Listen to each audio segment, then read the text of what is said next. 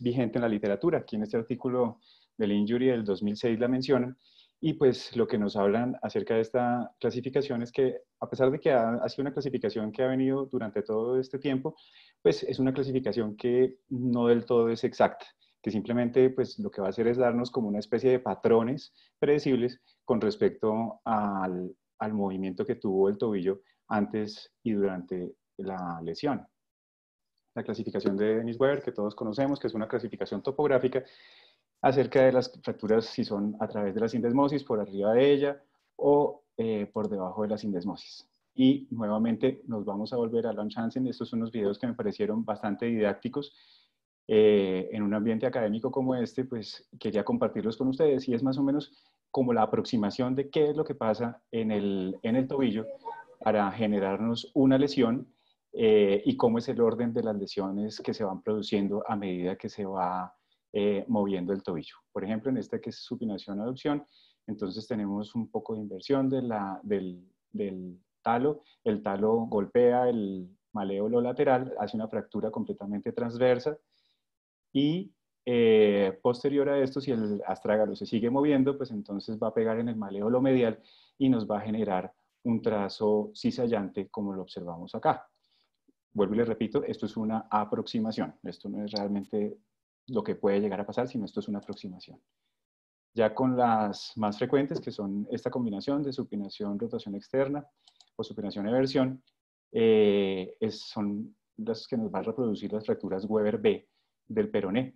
Y entonces prácticamente vamos a tener una lesión que, como lo vamos a ver acá, prácticamente es casi de 360 grados, donde tenemos la rotación externa, tenemos un estrés a nivel de las estructuras ligamentarias anteriores del tobillo, el tubérculo de Tilot, el tubérculo de Bastafe, y golpea el peroné, y esto nos va a generar una fractura oblicua como la que todos conocemos en las fracturas Weber B del peroné.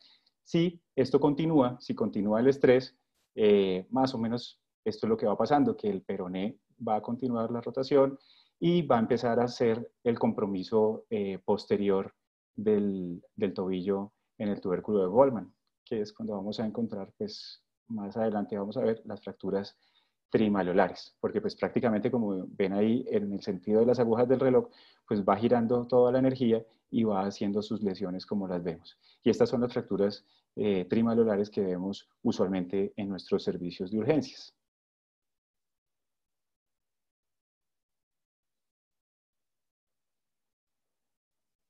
Esta también es una fractura Weber B, pero con el mecanismo para que se genere la lesión para que tengamos una lesión de la sindesmosis. Entonces lo que vamos a ver es que empieza el trauma a nivel medial por una fractura por abulsión del maléolo medial. Si continúa el estrés sobre el tobillo, este es el primer estadio, si continúa el estrés sobre el tobillo, pues entonces el astrágalo va a golpear el peroné, pero en este sí vamos a tener una lesión del ligamento tibio peroneo y una lesión de la sindesmosis. Entonces aquí como lo vemos,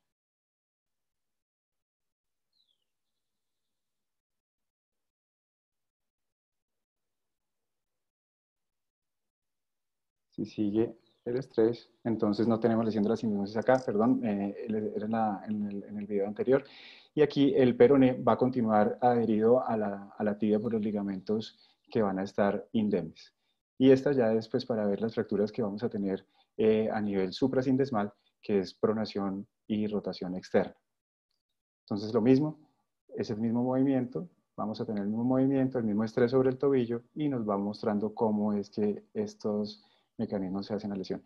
Una cosa muy importante cuando tenemos o sea, como logramos entender las lesiones, no solamente es para explicar por qué se fracturó el paciente y por qué tiene esta lesión, sino que muy seguramente esto también nos va a ayudar en el momento de lograr de ir a cirugía y tener que reparar estas lesiones, pues cómo tenemos que devolver, más entre comillas, devolver estos movimientos para lograr la reducción y poder estabilizar estas fracturas.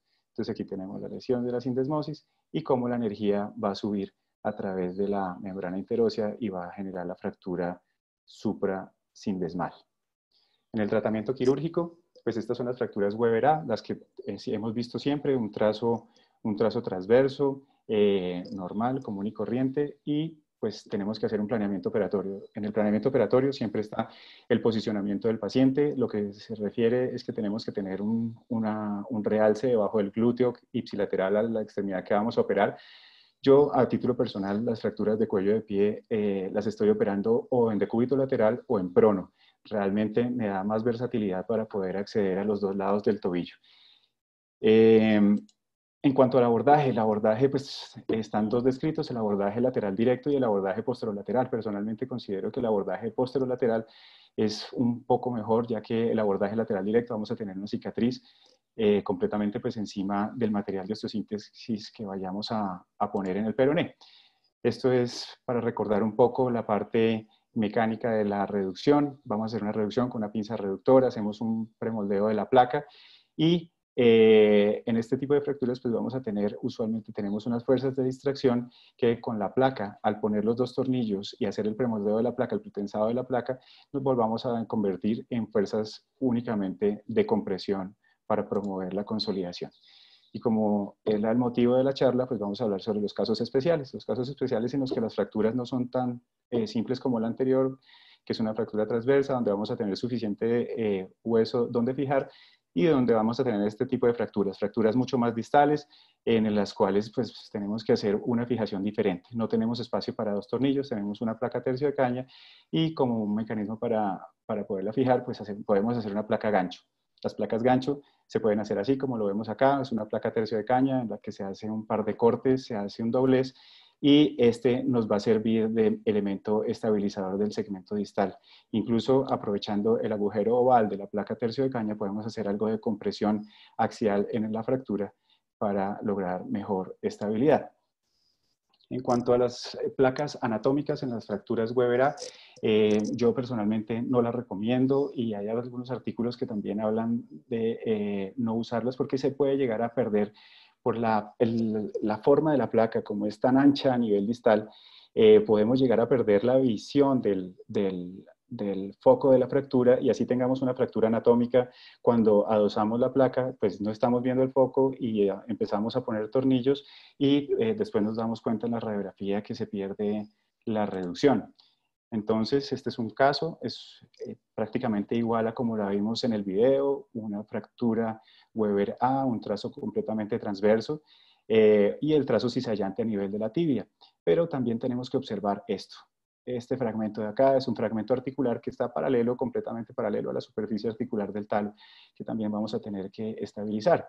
Entonces, en estos casos, y está descrito por el amigo del doctor Pesantes, el doctor Ramel, quien recomienda que si no podemos hacer una fijación en los fracturas de pilón tibial, si no podemos hacer una fijación con tornillos por el tamaño de los fragmentos, podemos hacer una fijación con clavos perdidos, y la recomendación del doctor Ramel es que usualmente puedan ser con rosca estas guías para que logren un poco más de estabilidad. Entonces, la placa como una placa antideslizante para evitar el efecto cizallante de la fractura, y para hablar del peroné, los tornillos intramedulares es una muy buena opción para tener en cuenta. En cuanto al gesto quirúrgico, lo ideal en estas reducciones es mantener mucho cuidado con la rotación, ya que siendo derecho o izquierdo, pues igual vamos a apretar en el sentido de las manecillas del reloj, y este va a ser el sentido donde más estrés le vamos a generar a la fractura, al segmento distal, para que se rote. Dependiendo obviamente del lado, pues se va a rotar externamente o internamente. En cuanto a las fracturas Weber B, esto es lo que estamos acostumbrados a ver, una fractura oblicua, corta, puede ser con algo de conminución o sin ella. Y lo que hoy en día se busca hacer es una reducción, y aquí volvemos a la clasificación de Launch-Hansen, que si regresamos el mecanismo de lesión, de pronación, rotación externa, pues muy seguramente si lo devolvemos vamos a poder tener una reducción del foco de la fractura. Y la estabilización, hoy en día lo que se recomienda es este tipo de placa, es una placa de soporte posterior que también nos va a ayudar a ser como un elemento reductor. Este es el orden del posicionamiento de los tornillos y de la placa, y si por suerte logramos tener un fragmento que nos permita hacer compresión interfragmentaria, pues bienvenido sea para darle mayor estabilidad al constructo. Este es un caso, paciente de 38 años, agrónomo, haciendo su visita, tiene una fractura Weber del peroné. Y aquí lo que vemos en la radiografía es que el segmento proximal de la fractura está completamente enclaustrado, y después lo confirmé intraoperatoriamente, estaba enclaustrado completamente dentro del segmento distal de la fractura. Hacemos una reducción con una placa posterolateral, hacemos el test de Cotton, hay una lesión de la sindesmosis y pues obviamente toca hacer la reducción de la sindesmosis y la fijación. Ahora, en el caso que tengamos las placas posteriores, pues, y nos vamos a dar cuenta que la fíbula, más o menos están descritas como 3 o 4 formas de fíbula. Hay algunas fíbulas que son demasiado, demasiado delgadas en el sitio donde tenemos que poner el tornillo para que quede una adecuada fijación.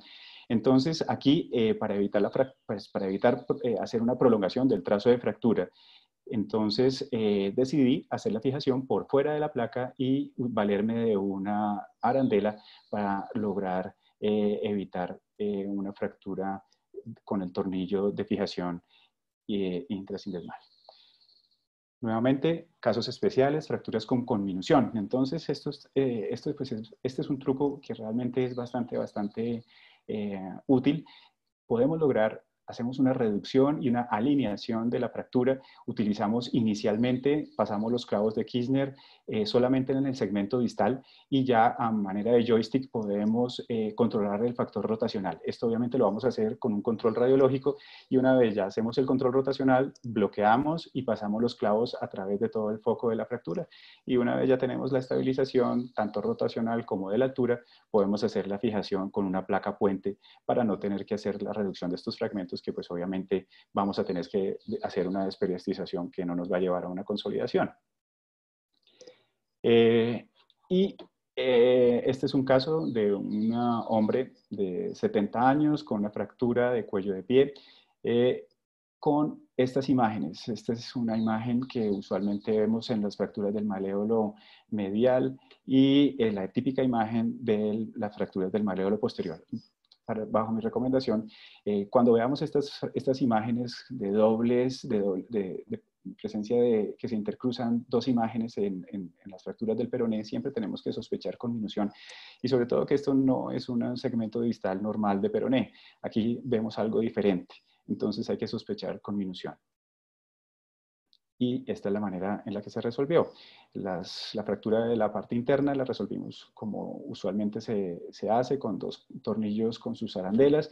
La fractura del maléolo posterior lateral se abordó por el mismo abordaje posterolateral del peroné, y para lograr la estabilidad por el tipo de calidad ósea del paciente se hizo un obenque a través de la placa. Esto está reportado en este artículo de Raymond en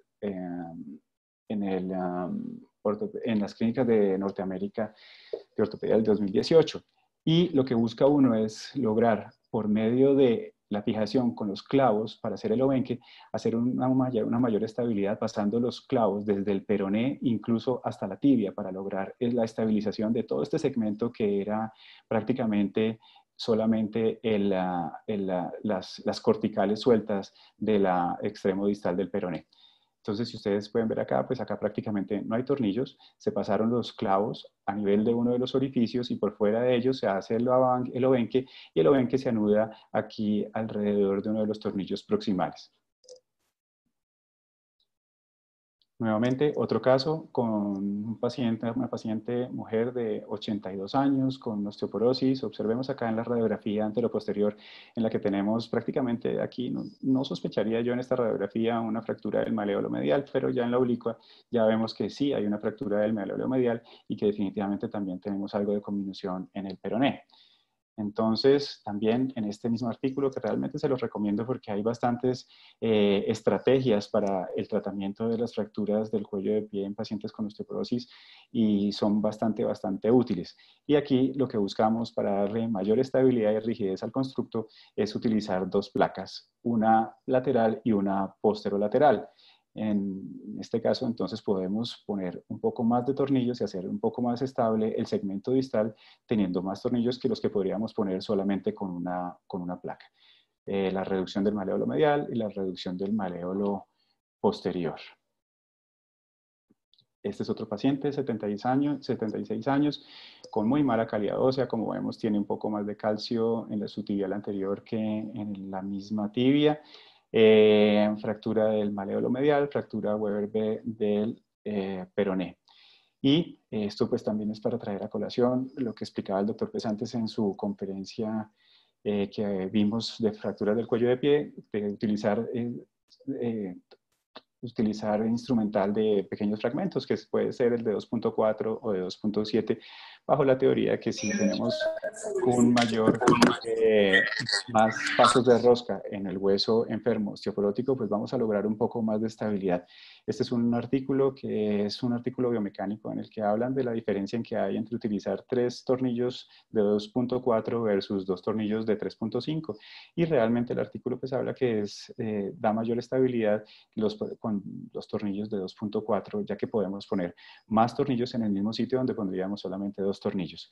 Estas son unas placas y aparte de todo eso, que pues obviamente en estos pacientes con osteoporosis, pues ya pueden llegar a ser pacientes ancianos y que su calidad de los tejidos no sea la correcta, pues también vamos a poder poner placas con un bajo perfil y que nos va a permitir pues hacer una fijación un poco más estable, como lo vemos acá. Fíjense que esto más o menos mide 1.5 centímetros y aquí tenemos 4 tornillos en un área de 1.5 centímetros, cosa que no podríamos conseguir con una placa tercio de caña.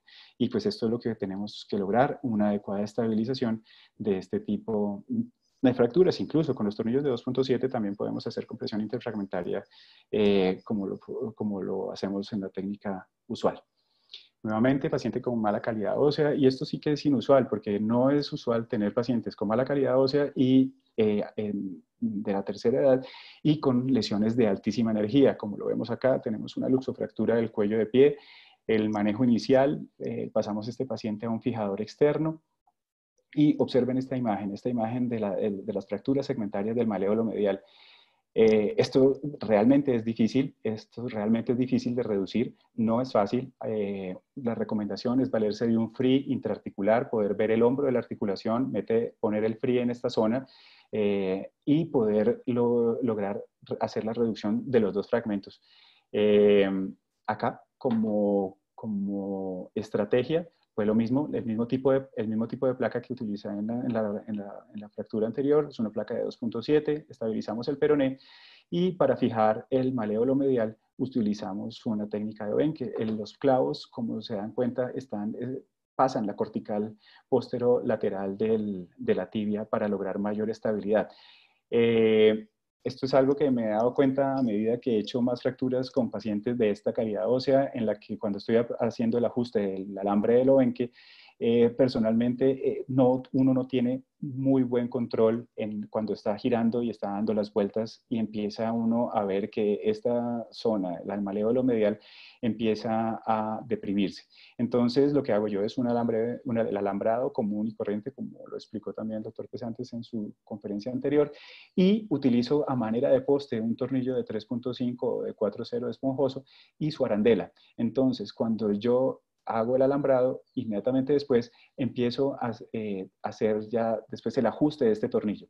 El ajuste de este tornillo me permite lograr más estabilidad con el Obenque, y es mucho más controlable que cuando lo estamos haciendo con un portalambres o lo estamos haciendo a mano alzada.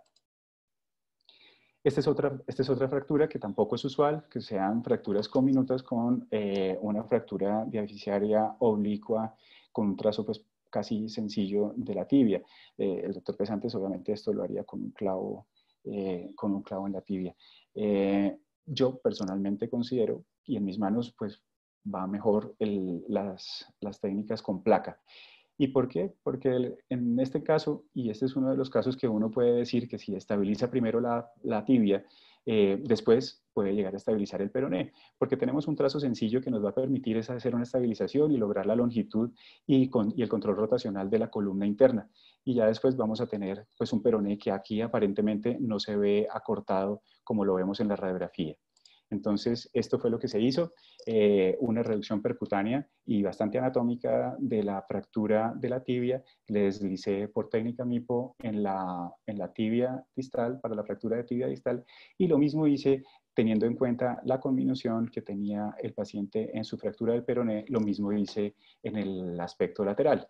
Hice una técnica también mínimamente invasiva, donde se deslizó la placa de distal a proximal, obviamente controlando siempre que no se fuera a perder la longitud del peroné. Y aquí, como lo podemos ver, acá está el extremo distal del peroné y hay una adecuada estabilización y congruencia articular. Ya para hablar también de las fracturas de Tillot, también son fracturas bastante infrecuentes. Si ustedes revisan la literatura, pues las fracturas de Tillot en pacientes mayores de edad, no son frecuentes, son mucho más frecuentes, llegan más o menos al 5 o 6% en pacientes con esqueleto inmaduro. En nosotros, los adultos, no es frecuente este tipo de fracturas y a veces pueden llegar a pasar desapercibidas, porque pues aquí vemos una fractura, la fractura en el peroné, y si pasamos a vuelo de pájaro, pues no estamos observando, puede pasar desapercibido este trazo de fractura que observamos acá. Ya en la radiografía anterior, pues ya se ve algo más, ya se ve algo diferente, y pues definitivamente aquí tenemos un fragmento que no pertenece a la fractura del peroné. Este es el mecanismo como se estabilizó, una reducción, placa de 2.7 también, y se hizo una reducción abierta y una fijación interna con tornillos de 2.4. ¿Qué dice la literatura acerca de esto? Pues poco, realmente poco, porque esto es lo que vemos en la literatura actual, reporte de casos, y pues no hay una experiencia grande en este tipo de fracturas en adultos. Pero lo que refieren los autores es que esto se puede hacer una reducción bajo visión directa, sin obviamente hacer una desinserción del ligamento tibio peroneo anterior, o se puede hacer una reducción indirecta bajo visión artroscópica, lo cual pues obviamente pues eso depende del cirujano. Este es el resultado de la paciente a los 4 o 3 meses de posoperatorio. Es una paciente pues, que tiene un adecuado patrón de marcha y que está en un proceso avanzado de rehabilitación.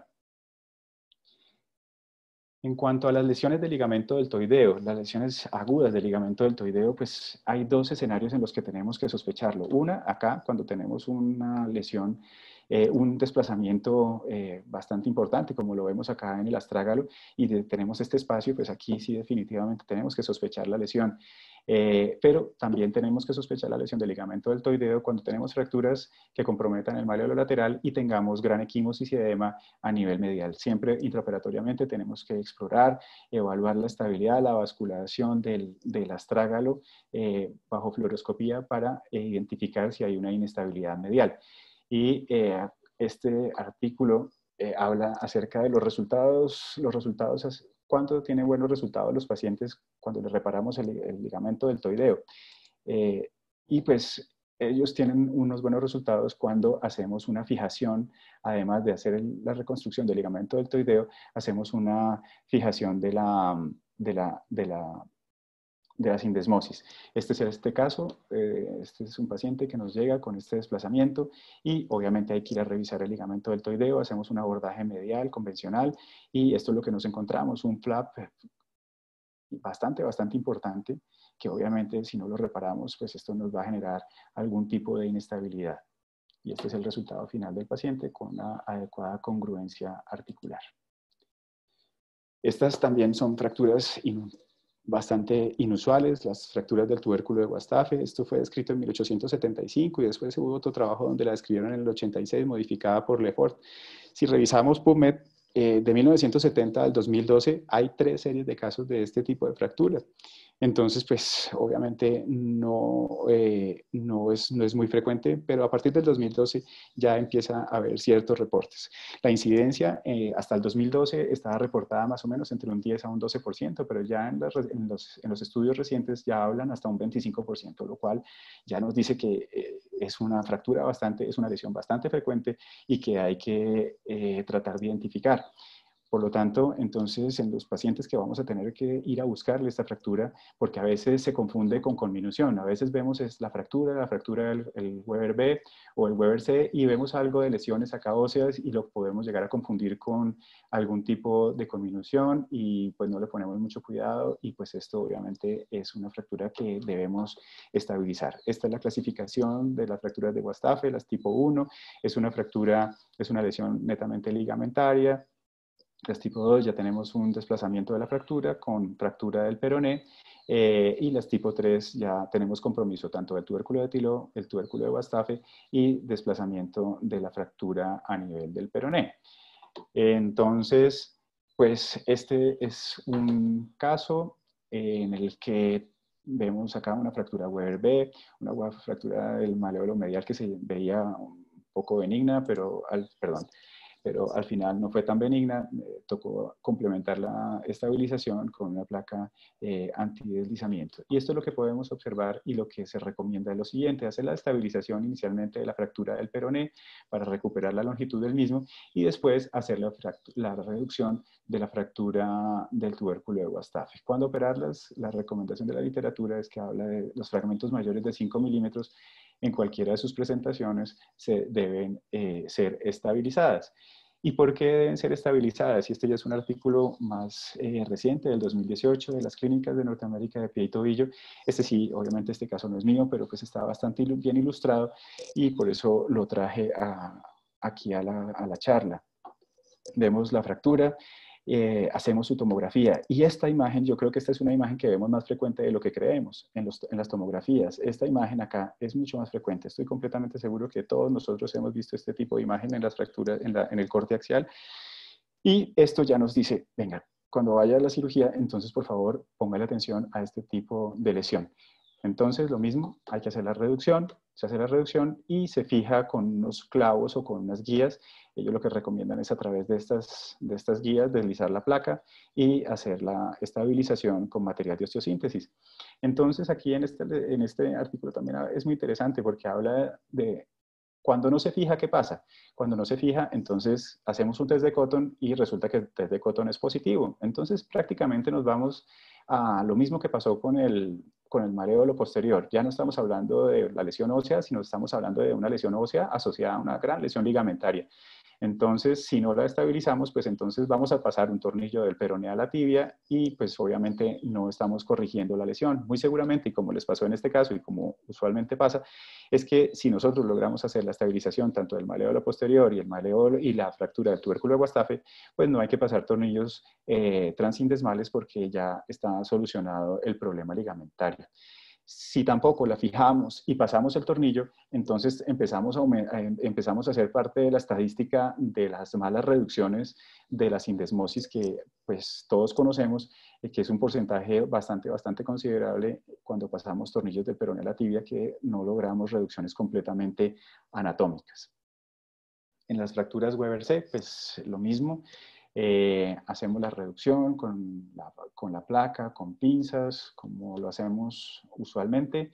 Y esto también me pareció súper interesante, y estos son conceptos básicos que a veces pasamos por alto, y nos tenemos que devolver un poco en nuestros estudios, y mirar las fracturas y mirar cómo hacemos la reducción de la estabilización. Y pues esto me pareció muy importante, y es el orden de poner los tornillos en esto. Así, hoy en este momento ustedes estén considerando y diciendo, hombre, esto es súper básico. Hay casos en los que ustedes tienen la reducción completamente anatómica, con un par de pinzas, con una pinza española y con una pinza de puntas, ponen la placa y ven que su fractura, cuando pusieron los tornillos, su fractura se desplazó. Y este puede ser una de las causas de desplazamiento cuando estamos haciendo compresión axial. El orden en el que tenemos que poner los tornillos. Si nosotros queremos enclaustrar el fragmento entre el segmento óseo y la placa, este es el orden en que tenemos que hacer la compresión axial. Si lo hacemos de la manera diferente, lo que hacemos es desplazar. Aquí lo que buscamos es que el fragmento que tenga menos de 90 grados lo enclaustramos haciendo una compresión axial. Y obviamente, si logramos también hacer compresión interfragmentaria, pues hay que hacerla. Este dispositivo yo creo que cambió la historia en la cirugía del pie y tobillo, que es el spreader o separador de lámina. Esto usualmente lo utilizábamos mucho en las fracturas, en la cirugía reconstructiva, pero también se utiliza, y yo lo utilizo prácticamente en casi todas las fracturas que tengo que estabilizar, y es una herramienta bastante útil, porque nos permite hacer alargamientos, nos permite recuperar la longitud, como lo estamos haciendo acá en esta técnica. Fracturas Weber C con conminución, lo que hacemos es una estabilización del segmento distal, y ponemos un tornillo a manera de poste, hacemos una distracción y un desplazamiento del peroné distal, obviamente vigilando el shenton del peroné y que logremos recuperar la longitud original del peroné. Si tenemos alguna duda, se pueden hacer radiografías contralaterales para lograr llegar a la anatomía del paciente. Posterior a esto, pues entonces se hace la fijación proximal, hacemos su test de Cotton y como usualmente hacemos la fijación de la sindesmosis. Este es un caso que también pues, no es frecuente, porque no es frecuente que veamos fracturas de peroné segmentarias, y esto obviamente nos habla acerca de lesiones de alta energía. Esto es una fractura abierta. Alta energía, tenemos que vigilar que no nos haga un paciente con síndrome compartimental, que tengamos una lesión vascular, lesión neurológica. Este es un paciente que tiene una fractura abierta, una 3A. Inicialmente se pasó a un fijador externo y pues ahora, después del fijador externo, pues, ¿qué hacemos, no? Dejamos el fijador externo como manejo definitivo. Puede ser un clavo endomedular de tibia, un clavo endomedular de tibia y un TEN en el peroné, que fue la recomendación del doctor Pesantes, pero pues vuelvo y le repito, yo no tengo la habilidad del doctor Pesantes, entonces obviamente no escogí esto, porque si ustedes observan, aquí también tenemos un trazo simple intraarticular, y yo personalmente en mis manos esto no iría bien con un clavo.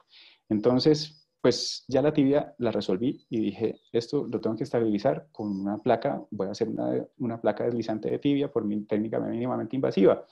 Pero ¿qué voy a hacer con el peroné? Cuando tengamos este tipo de fracturas y no tengamos los TENS o los clavos de Steinmann y querramos darle un poco de estabilidad rotacional, pues tenemos que pensar en una estabilidad, en lograr una mayor estabilización de la fractura del peroné. Si hacemos el planeamiento, observamos que aquí más o menos esta placa que tendríamos que necesitar acá es una placa de 14 orificios. Y según lo que yo tengo entendido, las placas de Johnson & Johnson, la más larga, por lo menos aquí en Colombia, tiene 12 orificios. Entonces, no nos daría para la medida. Entonces, y esto ya también lo habla la literatura, acerca de sobremontar placas. Y este es el doctor Ring, que ya lo hacía en el radio, y este otro artículo que es un poco más reciente, menos reciente, del 2004, perdón, a nivel de las fracturas de tibia. Entonces aquí lo que hice, pues la reducción del trazo intraarticular con un par de tornillos, deslicé la placa, hice una fijación con estos tornillos, y aquí sobrepuse 2 placas. Obviamente, y esto hay que advertirlo, que esto no es para todas las fracturas. Esto no es para todas las fracturas, estos son casos especiales, pero pues hay que buscar una manera de resolverlo. Y esta fue la manera en que lo resolví. Si hoy en día yo pienso y me critico y hago un poco de autocrítica, lo que uno buscaría es que el solapamiento de las placas debería ser por lo menos de 3 o 4 orificios. Aquí solamente logré uno y esto pues sí creo que no da buena estabilidad, pero créanme, el paciente tuvo una consolidación de los 2 segmentos de la fractura y de la fractura de tibia. En cuanto a las lesiones de la sindesmosis, también es poco frecuente encontrar lesiones de la sindesmosis solamente de tejidos blandos. Usualmente las vemos relacionadas con fracturas, tanto a nivel del peroné como de la tibia, pero aquí, como lo podemos ver, esta es una lesión netamente ligamentaria. Y esto es lo que vemos, usualmente intraoperatoriamente cuando vemos una lesión de la sindesmosis. Este paciente se pasó a cirugía, le intenté una reducción cerrada para hacer también una técnica con estas suturas de tie-rod y no logré la congruencia articular, entonces decidí hacer una técnica abierta como lo vemos acá. Y realmente esto también me pareció interesantísimo este video, porque esto es lo que vamos a ver cuando examinamos al paciente en urgencias. Cuando hacemos rotación externa del tobillo, esto es lo que vamos a generar en la sindesmosis. Si el paciente se queja de dolor a nivel del tobillo, cuando hacemos rotación externa, muy seguramente estamos hablando de una lesión de la sindesmosis. Y lo mismo el test de compresión o el squeeze test, que hacemos compresión en la pantorrilla, tratamos de unir el peroné y la tibia a nivel del tercio medio, y también vamos a generar estrés aquí en la sindesmosis. No es tan generoso como el de rotación externa, pero lo podemos ver. Y esta es la forma de resolverlo, una placa, y hacer la reducción bajo visión directa, que yo creo que es una muy buena forma para lograr mejorar esa anatomía y es una estabilización con un par de suturas de TAER que quedó bastante congruente. Entonces, siempre dentro de los objetivos necesitamos tener una articulación congruente para que tengamos una adecuada consolidación de las fracturas y siempre pensar en prevenir la artrosis. Obviamente no solamente pensar en las estructuras óseas, sino que también tenemos que pensar en las estructuras ligamentarias y tenemos que restituir la estabilidad de las fracturas. Complicaciones, siempre vamos a tener complicaciones, siempre, absolutamente siempre pueden estar ligadas estas lesiones a las complicaciones, como la primera que vemos acá. Entonces vemos una consolidación, una malunión con un acortamiento de la columna lateral, con un acortamiento también por una malunión en el segmento lateral distal del pilón tibial. Y tenemos una fractura que está consolidada en valgo, tenemos artrosis postraumática. Este es un paciente con una fractura Weber-B que se le dio manejo ortopédico y tiene este resultado al cabo de 6 meses. Y estas son, pues, como lo decía el doctor Morales un día, no podemos tener pereza en el momento de estar haciendo una cirugía. Siempre tenemos que tener una mejor disposición para lograr el mejor resultado. Este paciente es un paciente joven de 38 años, llega de Villavicencio con 6 meses de esta lesión. Se le manejó su fractura Weber-B, que ya ustedes ya la ven, que está completamente consolidada, pero obviamente aquí se perdió completamente la congruencia articular, teníamos una inestabilidad. Y esto fue lo que hice. Lo llevé a cirugía, hice un alargamiento, ¿no? Una osteotomía, injerto. Esto pues, es un error y traté de utilizar un clavo para hacer la distracción, pero pues aquí ya se dan cuenta que esto no funcionó, se rompió el clavo, me toca poner un tornillo y ahí sí lograr hacer la distracción con la técnica que ya habíamos hablado. También, como recomendación, retiren el poste. Este poste se quedó ahí en el peroné del paciente y logramos, este es el resultado a los 6 meses, tenemos una articulación congruente y el paciente afortunadamente se sentía bastante mejor de lo que llegó. En cuanto a este paciente, es una paciente de 90 años con antecedente de diabetes, obesidad y vemos esto. Vemos este escenario, esta fue la fractura inicial, la paciente fue llevada a cirugía y le hicieron esta estabilización que yo considero que es una estabilización completamente precaria, se subestimó la lesión y también no se logró la reducción que se quería. Obviamente esto falla, la pasan a un fijador externo y pues obviamente tampoco el fijador logra estabilizar la lesión de la paciente y termina en esto. 4 cirugías para un resultado como este, que es una artrodesis. Hoy en día, pues ya lo tenemos en la literatura, pacientes de esa edad, con comorbilidades, con este tipo de lesiones, perfectamente pueden llegar a ser manejados con una artrodesis, con un clavo endomedular retrógrado, y los resultados en la literatura son bastante alentadores. Esta es una paciente también, y esto es bastante formativo. Esta es una paciente que llega después de 2 años y medio de esta lesión. Y la paciente obviamente llega sin poder caminar porque su tobillo está así. Entonces, observen, una placa bastante costosa, un sistema de fijación de la sintesmosis bastante costoso. Lo que quiere decir es que así nosotros tengamos los instrumentos que queramos tener, los mejores instrumentos, si no tenemos los conceptos completamente claros, los resultados no van a ser buenos.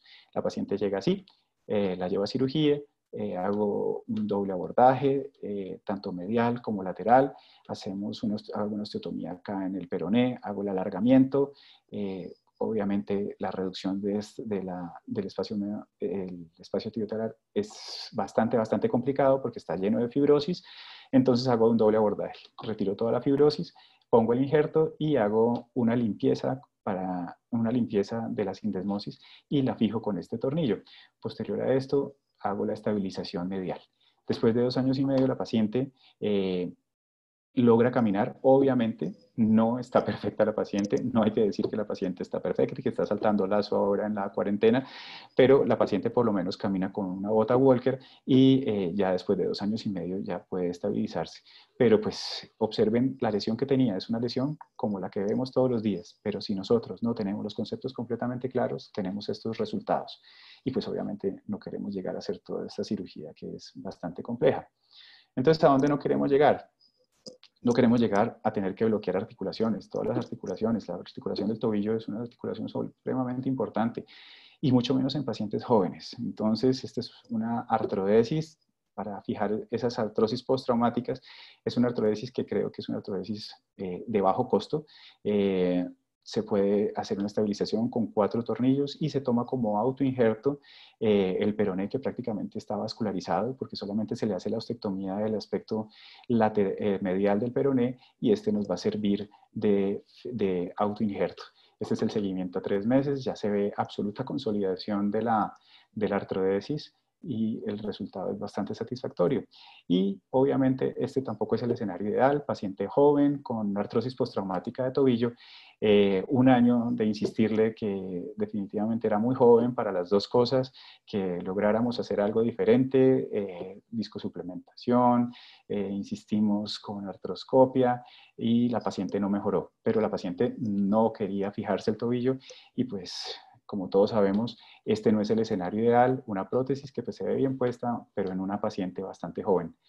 Nuevamente, es para recordar que definitivamente tenemos que siempre luchar por recuperar las articulaciones en todos los pacientes, pacientes jóvenes, pacientes ancianos, siempre necesitamos recuperar la estabilidad de este tipo de fracturas y nunca ahorrar en absolutamente ningún esfuerzo. Muchas gracias.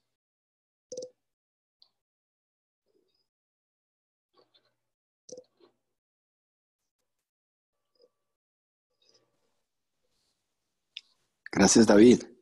No, señor, con todo gusto. Preguntas del auditorio. Yo creo que puede haber varias. ¿Rodrigo está por ahí? Sí, profe, yo tengo una. Dale, David, comencemos. ¿cuál es el papel del manejo no operatorio en fracturas de tobillo en pacientes mayores? Cuando uno mira, y yo le pregunto es porque he ido cambiando en algunos aspectos mi práctica, basado en el estudio AIM de los ingleses, del manejo no quirúrgico, porque a veces uno se ve en unas envainadas y poniéndole heavy metal a todas las vainas y a pesar de eso fallan. Cuando uno ve lo que hacen en el AIM, que los resultados son bastante similares a 3 años inclusive de seguimiento. ¿Usted cree que todavía hay algún rol? ¿Cuáles? Sí, doctor Pesante, definitivamente sí. Y también conozco un artículo incluso que hablan que si usted puede, por tejidos blandos y por alineación en pacientes ancianos con mala calidad ósea, con baja eh, actividad, si usted puede estabilizar solamente el peroné, prácticamente da lo mismo en dejar el maléolo interno sin estabilización, porque realmente donde hay mayor índice de problemas es en la fijación del maléolo interno. Hay más problemas con la piel, todos hemos visto la piel de los pacientes cómo está en la parte interna del tobillo y pues definitivamente sí. Y yo creo que esto hay que tenerlo bastante en cuenta porque a veces nos pasamos de héroes tratando de dejar todo en su sitio, pero claro, el manejo ortopédico, claro que sí. El manejo mixto entre quirúrgico y ortopédico, también ya la literatura lo avala, entonces yo creo que sí es una alternativa que tenemos que tener en cuenta.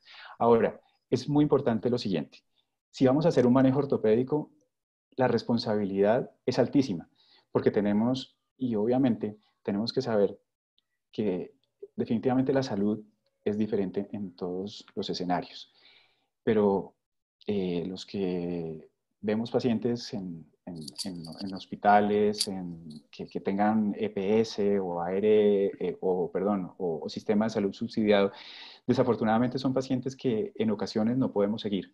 Y prácticamente el seguimiento de estos pacientes yo creo que sería lo fundamental. Entonces es un paciente que nos tenemos que echar al bolsillo y llevarlo de ahí en adelante hasta que lo saquemos. Y advertirle al paciente que el seguimiento es lo más importante del tratamiento que se le acaba de instaurar.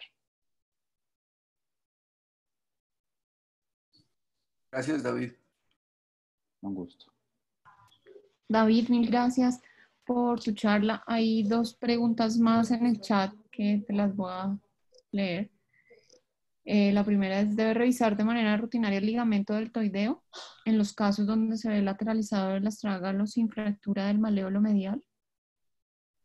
Sí, yo personalmente sí lo hago siempre que veo equimosis y que durante el acto quirúrgico hago el estrés medial y si veo que hay un desplazamiento, sí lo reviso. Y siempre encuentro lesión, no completa, pero sí encuentro algún tipo de lesión, tanto en las fibras profundas como en las superficiales del ligamento deltoideo. La equimosis lo que nos dice es que hay algo que tuvo lesión en ese sitio. Y obviamente si hay algo que tenemos que reparar, pues lo tenemos que aprovechar, porque esos son los pacientes que más adelante vamos a ver que empezamos a ver como un desplazamiento lateral del astrágalo y que le tomamos radiografías con apoyo y que igual sigue el desplazamiento lateral y pues obviamente esto nos habla de que hubo una inestabilidad a nivel medial en el ligamento deltoideo. Pero mi recomendación y lo que dice la literatura es que sí se tiene que evaluar la estabilidad medial. Ok, gracias. Hay otra pregunta en el chat. Camilo, no la entiendo muy bien. Él pregunta que en qué pacientes prefiere usar placas versus clavo de artrodesis. No sé si Camilo está ahí que nos pueda aclarar un poquito más la pregunta en relación a... Hola, sí, qué pena, es que estaba escribiendo desde el celular, tal vez me equivoqué. La pregunta era, digamos, ¿en qué pacientes se prefiere, digamos, cuando hay complicaciones, se prefiere usar una placa o un clavo para hacerles artrodesis? Es que he leído y pues hablando con el doctor Pedraza de un caso que tenemos, pues no me quedó claro cuál es la indicación para colocarle un clavo o colocarle una placa a un paciente que se le va a hacer una artrodesis por una artrosis de tobillo. Bueno, las ventajas del clavo es que usted le puede permitir al paciente un doble apoyo. La tecnología ha venido cambiando y ha evolucionado progresivamente. Antes teníamos clavos en los cuales teníamos solamente un bloqueo distal y un bloqueo en la tibia, o sea, bloqueo en calcáneo y bloqueo en tibia, sin compresión. Después vinieron otros clavos que ya comprimían. Después ahora hay unos clavos que ya comprimen en los tres segmentos. Entonces, esto es cuestión de biomecánica. Si usted le quiere permitir al paciente una deambulación precoz, usted puede emplear el clavo perfectamente.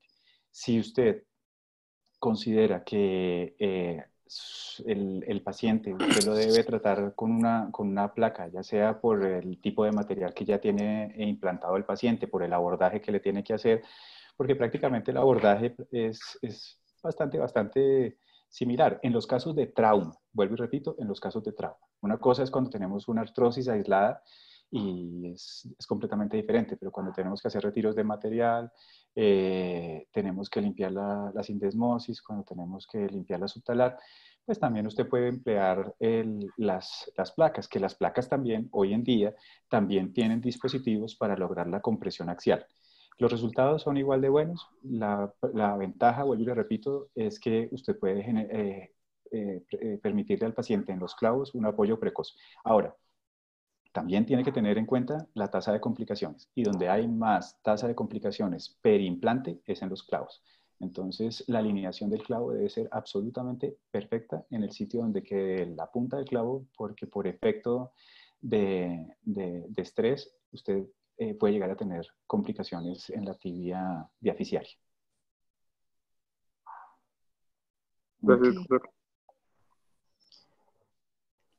Lo otro complementando esa pregunta, Camilo, es que el clavo está para hacer artrodesis tibio-talocalcánea. Si el paciente solamente tiene indicación de una artrodesis tibio-talar, dejando la articulación subtalar pues indemne, no tendríamos el plan hacer la fijación con un clavo endomedular.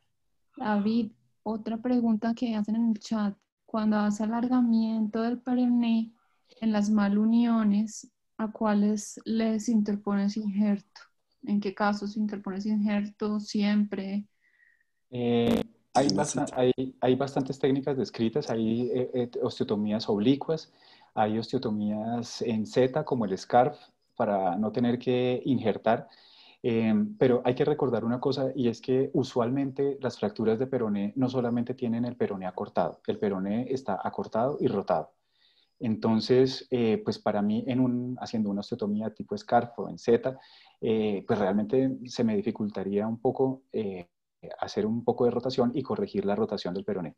Entonces, para mí, yo, con la técnica que más me siento cómodo es hacer el alargamiento y hacer el control rotacional del peroné bajo visión fluoroscópica, también obviamente recuperando el shenton del peroné y recuperando la inclinación del talo, y yo ahí pongo el injerto, porque para mí me permite más control tanto de longitud como de rotación. Ok, gracias. Yo también tengo una pregunta aprovechando que está también el doctor Pesantes. En los casos de fracturas complejas del tobillo, en los cuales inicialmente se realiza una fijación para el manejo de los tejidos blandos y la distracción ósea, y posteriormente en la osteosíntesis pues en la osteosíntesis evidenciamos esa mala calidad, o sea, el paciente contemplan en algún momento dejar el fijador externo como complemento a la fijación interna realizada en cirugía.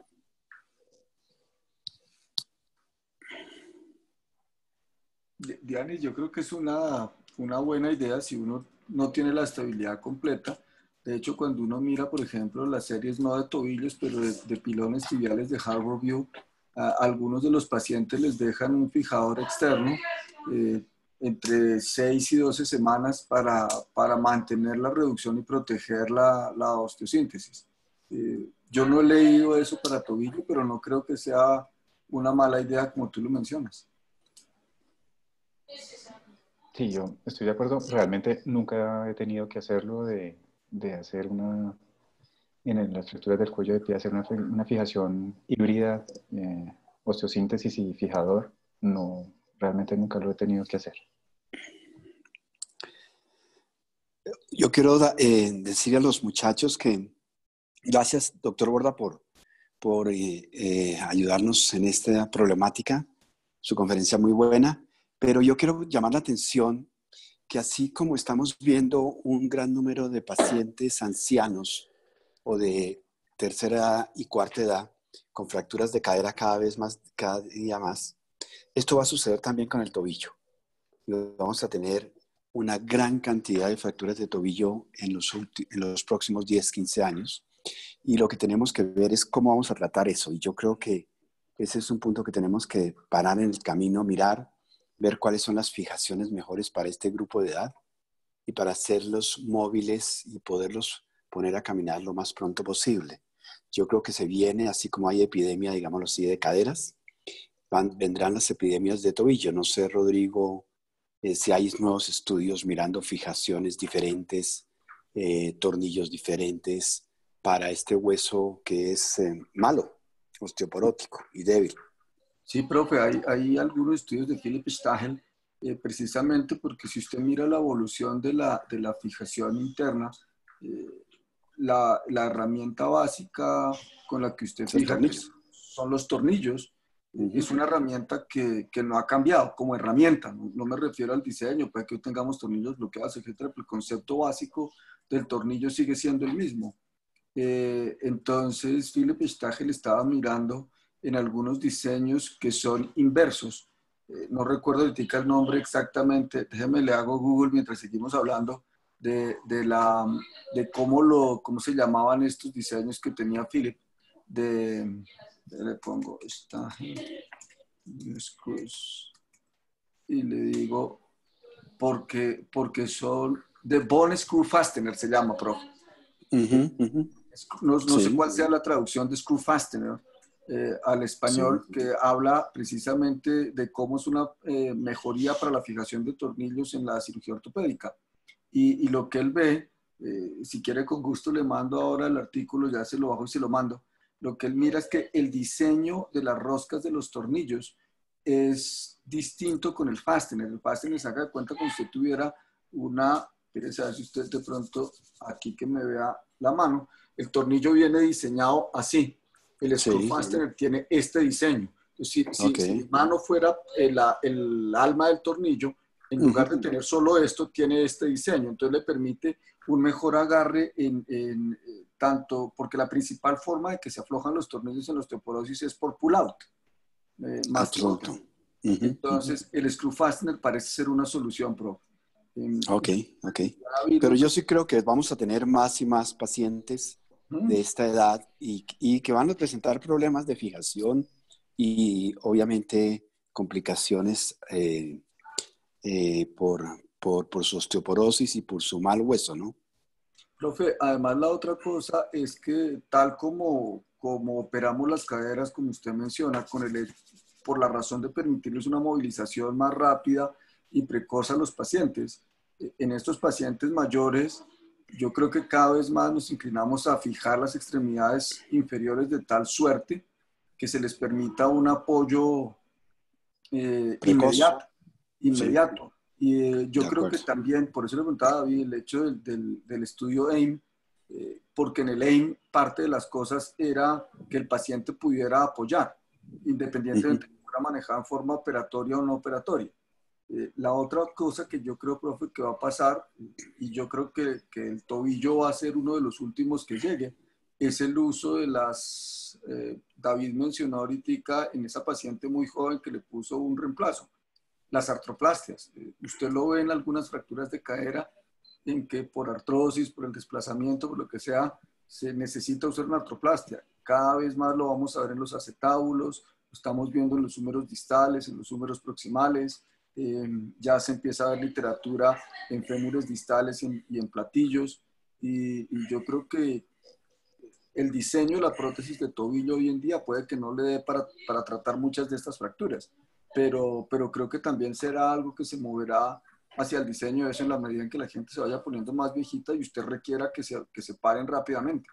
De acuerdo. Sí. ¿Alguna otra pregunta, doctor? Sí, acá hay dos más en el chat. Una, David, te preguntan cómo puede mejorar el control de la reducción y la fijación en pacientes osteoporóticos. El control de la reducción. Y la fijación en este tipo de pacientes. Pues mira,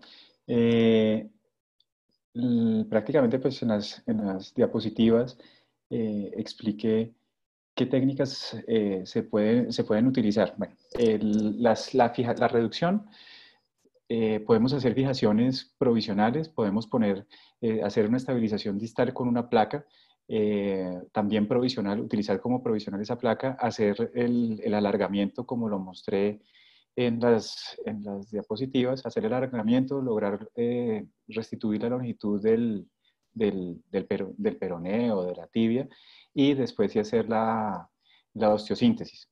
En cuanto a la fijación, yo creo que este tema de las placas de pequeños fragmentos, yo creo que nos puede ayudar. Esto ya, pues ya está completamente descrito por el tipo de los tornillos, los pasos de rosca que podemos obtener en una área de hueso y porque podemos utilizar 2 o 3 placas en un mismo segmento. Entonces esto nos va a ayudar a darle mayor estabilidad y rigidez al constructo. Ahora, pues esto ya lo hablábamos también en la conferencia del doctor Pesantes anterior, que qué trucos habían, pues se pueden hacer fijaciones, simplemente pues pasar todos los tornillos del peroné, en vez de poner los tornillos en el peroné solamente, todos los tornillos los podemos pasar a la tibia y lograr tener 3 corticales, 4 corticales, y pues lo que uno busca es lograr estabilidad. Y pues si el doctor o la doctora pues que tiene la pregunta, realmente les recomiendo el artículo, que le mencioné. Ya si quieres le doy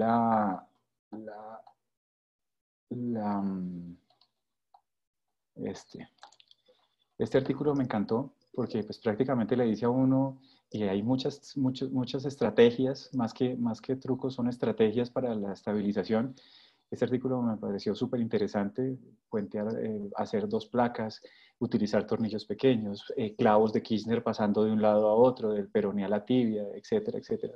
Prácticamente es como como lograr estabilizar. El Obenque, por ejemplo, el Obenque a mí me parece espectacular. No sé si al doctor Pesantes también le llame la atención el Obenque para la parte medial, para el mareolo medial. A mí me parece muy bueno, porque lo que él dice, los tornillos fallan por el pull-out, y pues esta es una fractura pues que muy seguramente me va a generar un estrés en ese sentido. Entonces, si tenemos un Obenque, pues donde cambiamos las fuerzas de distracción en fuerzas de compresión, y fuera de eso, los clavos del Obenque los fijamos a la cortical posterolateral de la tibia, pues esto todos son elementos como para ayudar a aumentar la estabilidad.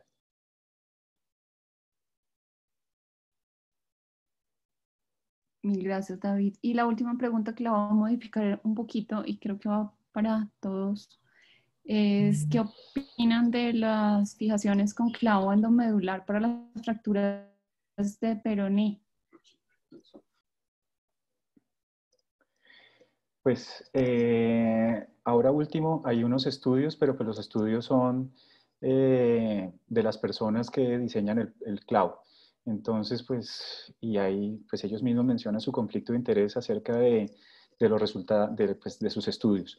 Entonces, pues, obviamente sí, es una muy buena alternativa, pero son nuevos, los estudios son nuevos, son clavos bloqueados, porque antes solamente existían los clavos que eran pues como si fuera un clavo de estos que poníamos antes en la tibia, que no recuerdo el nombre, que no tenían control rotacional, pero pues ahora hay clavos bloqueados. Pero si ustedes revisan bien los estudios y ven los tipos de fracturas, pues yo creo que es un sobrecosto enorme para una fractura Weber B convencional como la que se fijan en los estudios donde se utilizaron esos clavos. Yo creo que sí es una buena alternativa, que tendrá cabida, pero yo creo que también hay que pensar en los sobrecostos y en el costo-beneficio pues, de este tipo de instrumental.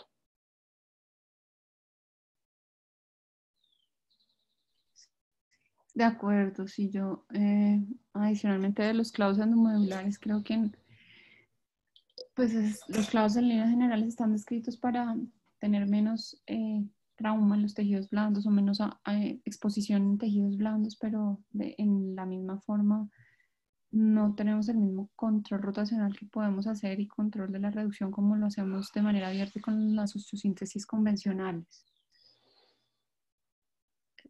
Tenemos que esperar seguimientos a largo plazo y observar sus resultados comparables con las fijaciones convencionales actuales. Bueno, ¿alguien más tiene alguna pregunta en este momento en el auditorio?